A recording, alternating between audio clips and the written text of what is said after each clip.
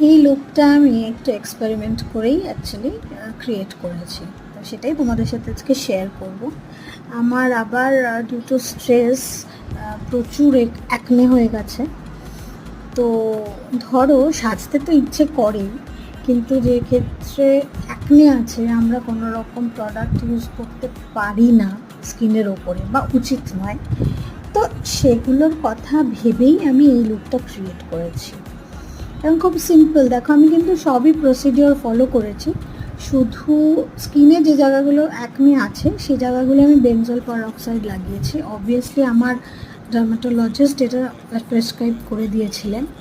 তো আমি অ্যাকনের জন্য অ্যাকচুয়ালি নাইসিনামাইড বা নীলাক জেল যেটা, সেটা আর বেনজল পারঅক্সাইড ইউজ করি, ওটা উনি বলেছিলেন ইউজ করতে।